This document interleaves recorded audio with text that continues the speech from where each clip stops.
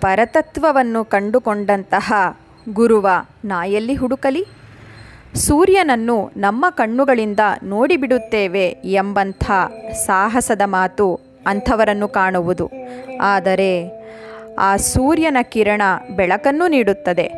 ಹಾಗೆಯೇ ಪರಮಾರ್ಥವನ್ನು ಗಮನದಲ್ಲಿರಿಸಿಕೊಂಡು ಜೀವನ ನಡೆಸಿದ ಮಹನೀಯರನ್ನು ಕಂಡು ಅವರ ಉದಾಹರಣೆಯಿಂದ ನಮ್ಮ ಬಾಳನ್ನು ರೂಪಿಸಿಕೊಳ್ಳಬಹುದು.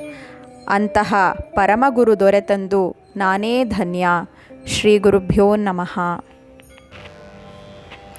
ತರಣಿ ದರ್ಶನಕ್ಕಿಂತ ಕಿರಣಾನುಭವ ಸುಲಭ, ಪರಮಶಾಸ್ತ್ರಕ್ಕಿಂತ ಸರಿಯುದಾಹರಣೆ, ಪರಮತತ್ವವ ಕಂಡ ಗುರುವನರಸುವುದೆಲ್ಲಿ, ದೊರೆತಂದು ನೀಂ ಧನ್ಯ ಮಂಕುತಿಮ್ಮ, ದೊರೆತಂದು ನೀಂ ಧನ್ಯ ಮಂಕುತಿಮ್ಮ.